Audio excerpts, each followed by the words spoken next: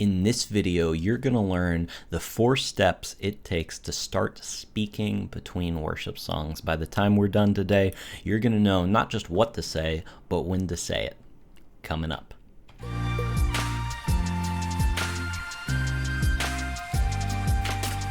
Hey, how's it going? My name is Spencer Cormany from leadingworshipwell.com, your daily dose of practical worship leading tips. You can head over to the website to find all those tips, or you can follow me on Instagram or Facebook. I'm posting every single day. I'd love to connect with you over there, but you're on YouTube, so go ahead and hit the subscribe button and maybe hit the like button too, so I know to keep making more of these videos. With that being said, let's get into it. What are these 4 steps to start speaking between worship songs? The first is this. Before you start speaking, you have to know where to speak, and that involves identifying your transition spots. Where should you be speaking while you're leading worship? And here's what you have to do.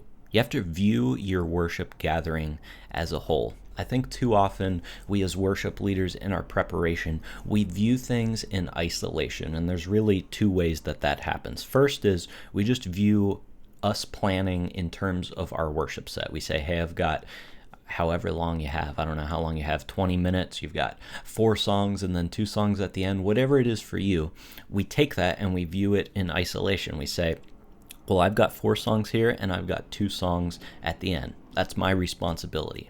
But we have to view things in terms of the whole service, everything that's happening. So don't just view it in terms of your set list. The other way that sometimes we view things in isolation is just on a song by song basis. Like, here's the first song I'm doing, what am I going to do for that song? Here's the second song I'm doing, what am I going to do for that song? And so on and so on. And you never get the full picture of what's happening in your worship service. So make sure you view your worship gathering as a whole. And like I said, you want to think about your musical transitions, not just what song am I doing here and what's going to happen and then what's happening next, but how do all of those things play together? And that's going to help you identify these spots, because there's a lot going on and you need to understand how it all works together. But the thing is, it's not just you that you have to worry about. It's not just what you've planned. There's also other elements to your service. So you have to be thinking about, where are other people speaking?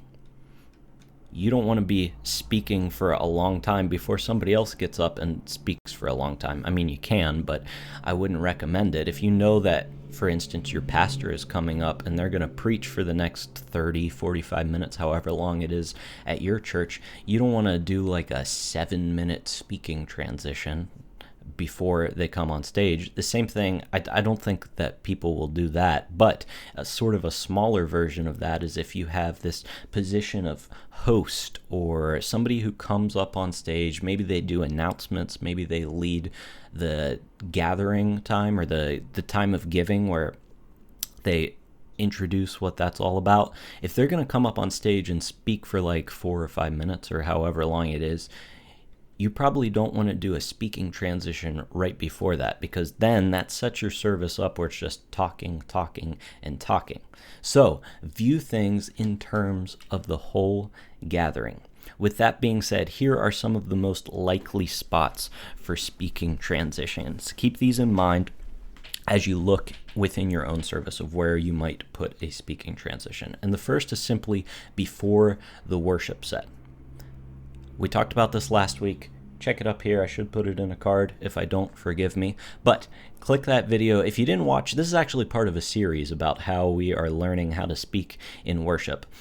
But last week we talked about what to say before you lead worship. That's the perfect time for a speaking transition. You want to welcome people into worship and let them know why you're doing what you're about to do and how to participate. So one of the ways you can find a speaking transition is just put it at the beginning of your worship set. There should pretty much always be a speaking transition there. The next is just between songs. This is the perfect time to maybe introduce the next song that you're going into, and it's just a natural break in the flow of your worship set, where you just finished one song, and okay, maybe now I need to change keys, maybe I need to change the capo on my guitar, whatever it is. There's always a natural point between songs. So look out for those between worship songs. And then finally, sort of a more advanced way is in the middle of a song. And I find that the best place to do that is between the chorus and the bridge, because think about modern worship songs, and this isn't true of every song, but for a lot of the songs, after that second chorus, things kind of go down volume-wise, and you can just stretch that out. Maybe there's often even an instrumental there, which is great for a speaking transition. So you could just speak in that instrumental and then speak to lead into that bridge. Those are a couple ideas. Also, at the end of a song, if you want to end the song but vamp on a couple chords and speak and then transition back into the chorus or something, that's a great transition spot as well for a speaking transition. How do you find those, though? Those are some ideas. How do you know where to actually speak? Because I gave you like 4 options there. Well, you got to run through your set list.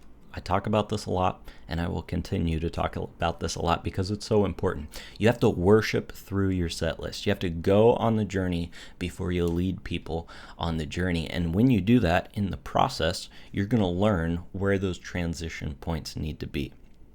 So sit down before you lead on Sunday and run through your songs, not just to learn them musically, but to learn how they all work together. And then in that, you're going to find, okay, that might be a good spot for a speaking transition.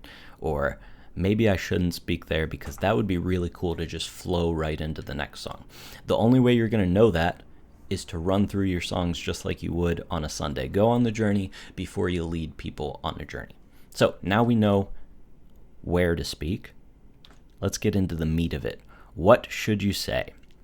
And I am going to break down here 4 questions, but first 4 questions that you can answer to help you figure out what to say. But first, I want to just encourage you to write out exactly what you want to say. Grab a piece of paper, grab your phone, grab your computer, whatever it is, but actually write it out. Don't just keep it in your head, but you need to be writing out exactly what you think you want to say. And I'll tell you what you should be saying here in a second, but just keep this in mind. Write out exactly what you want to say, because what this does is it helps you formulate your thoughts before you're in front of people. If you just identify those speaking transition spots, but never actually flesh out what you want to say, then you're just formulating your thoughts whenever you're in front of everybody. And that's a piece of the process that you can do ahead of time, and then your words will also come out a little bit clearer if you do it like that. So it helps you formulate your thoughts, but also writing things down helps you remember them. It's just scientifically proven. It's science. If you write things down, and I think it's more like the handwriting that helps you more, but I think, typing it up on the computer, typing it up on the phone so that you can see it, get it out of your head, because no matter what you think, in your head, it is a jumbled mess. Maybe you've experienced that before. So write it down. That causes you to create concrete, that was like a tongue twister, causes you to create concrete ideas, and you write them down, and then it helps you remember them. Now, let's get into the meat of it. How do you formulate what you want to say? And I want to share with you these 4 questions that you can use. If you answer these questions, you will know exactly what you need to say in your speaking transition. And I'm going to give you some examples at the end that will really make that clear. But for now, remember, we've got a piece of paper in front of us. I would even encourage you to write these questions down every time you do a speaking transition. Just have like line 1, here's the first question, and then you write your answer under that. And then line 2, here's the second question, write your answer under that, so on and so forth. But what are the questions? The first is this: where are we headed? You're a worship leader, right? So you're leading people somewhere. Leaders lead people somewhere. So where are you headed? Where are you going? And by that, I mean, what is the general direction of your time of worship? Usually there's some sort of theme. So coordinate with your pastor. I've talked about the importance of that before. Coordinate with your pastor. Figure out what is the vision for that Sunday morning or that worship gathering. Where are you actually leading people?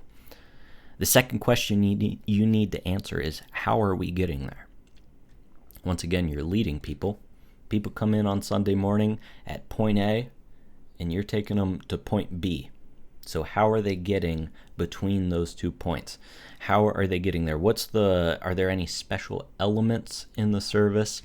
Are there, how many songs are you singing? Think about these things whenever you are crafting your speaking transition. And those first 2 questions are really just more for your own personal reflection to get your thoughts going. These aren't necessarily things that you're going to express to your congregation whenever you're doing a speaking transition, but this gets your thoughts moving in the right direction. And then when you get to number 3, and the question is, what does my church need to know? This is where you start speaking to people and start actually crafting your speaking transition. So what does my church need to know? I've just run through a million different thoughts in my head about where we're going and how we're getting there. Now let me condense it down, boil it down, so it's super clear for the people I'm leading. What does my church need to know? What's that truth about where we're headed? And an example of that would be like the theme that your pastor is preaching on, or the sermon series that you're in, or maybe if it's just a night of worship that you're leading at, the theme that ties all of the songs together. What does your church need to know? And then, like we talked about last week, the final question is, what does my church need to do? Don't just leave them with information. Leave them with instruction on, hey, if you want to participate in whatever's about to happen, you did a speaking transition for a reason if you're a worship leader, because you're about to lead in to a moment. I think all too often, sometimes, worship leaders just speak because they feel like they need to fill that space, but we don't want to do that. We want to have a purpose for our speaking transition. If you don't have a purpose for your speaking transition, you don't need to talk because you're just going to ramble. But we have a purpose for our speaking transition because we're leading worship well. So what is the purpose? You're setting up a moment, right? What do people need to do to participate in that moment? And it could be any number of things. It could just be to believe the truth that you just told them about. What do they need to know? They needed to know a truth about God. Now they need to believe it as they sing this next part of the song. It might just be sing this out with me. It might just be pray for this certain thing wherever you led people. What do they need to do? Let them know the next step that they can take. Don't just leave them with information. On to step number 3. We've written our script out, exactly what we want to say, right? But the key is you don't want to just memorize a script. You need to memorize the 1 or maybe 2 main points that you want to communicate. Like I said, we're not memorizing a script. And I want to make this very clear, because whenever you memorize a script, you come off as not very authentic. People can tell when you've memorized something. So the purpose of writing our thoughts down and writing down exactly what you wanted to say wasn't for you to memorize it so that you could just regurgitate it when you're in front of people. It was just to help you formulate your thoughts and remember those main points. What you should actually be doing is memorizing the main point of what you want to say. When you write your transition down, you're going to see a bunch of different pieces. Maybe there's just one main point, but then there's some sub points underneath it. I'm going to share an example of this at the end of this video, but you want to memorize that main point and then maybe a couple sub points underneath it, but not just a whole script. You just want to memorize those main points, and then you practice saying your speaking transition without your notes in front of you. And you've got that main point memorized, maybe a few sub points, and then your job when you're practicing is figuring out, okay, how can I authentically put those pieces together?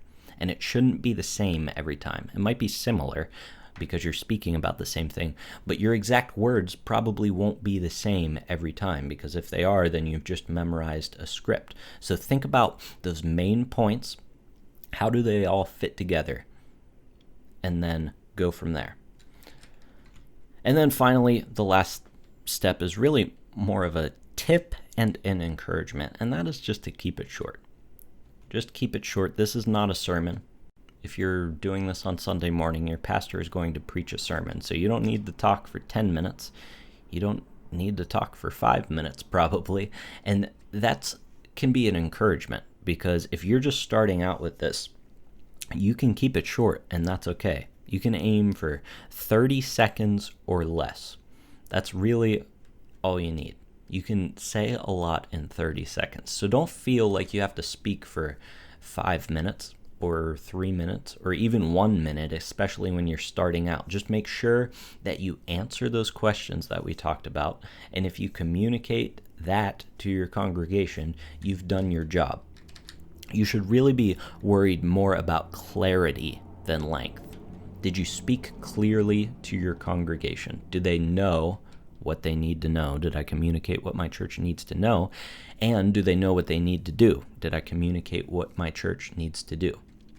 If you've answered those two questions in your speaking transition, you have succeeded. So don't feel bad if you're like, man, I hear these other people talking for 2 or 3 minutes, and I can't even barely get 15 seconds worth of something to say.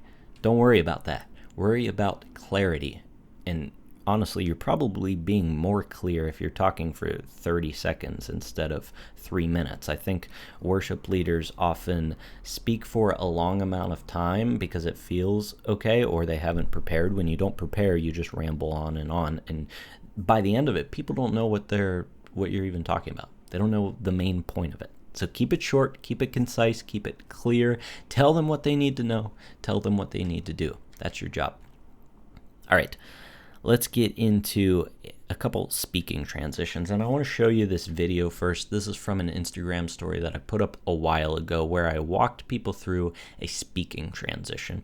And I thought to myself, it's one thing for me to just sit here in front of a camera and speak about this, which I'm going to do in a second whenever I share an example of a speaking transition, but it's a whole other thing to hear one straight from a Sunday morning. So on this Instagram story, I show you a recording. I let you listen to a recording of exactly what I said on a Sunday morning. So just watch this, and this is a sample speaking transition.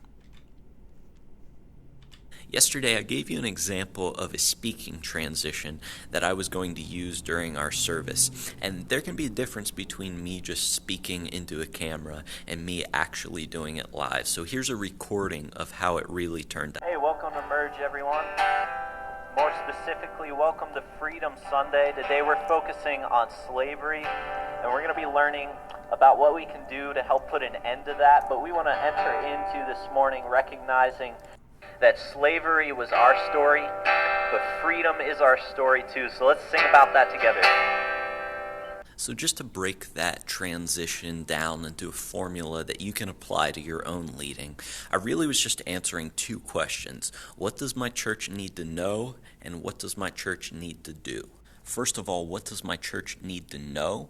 Well, they needed to know that it was Freedom Sunday, and we were going to be talking about slavery and freedom. And then number two, what does my church need to do? Well, I wanted them to focus on the fact that slavery was our story, but freedom was our story too. So I wanted them to focus on that and then respond in the song that we were about to sing. So next time you lead worship and you have to speak, answer those two questions and you'll have a speaking transition. It's really that easy. So there it was. That was the sample speaking transition, and you can see it was pretty simple. I didn't do a ton, right? I just told people what they needed to know. What did they need to know? They needed to know that it was Freedom Sunday. We were talking about human trafficking. That was our focus for the morning. I told them that, and then I told them what they need to focus on, what they need to do. We want to remember that we are free. Simple as that. It was probably 10, 15 seconds tops. So you can keep it simple. There was a speaking transition sample. Here's one more for you. And this is if you were doing the song, Lord, I Need You. So let's say you get to the end of the song and it feels right for a speaking transition, all right? So where's it at? It's at the end of the song.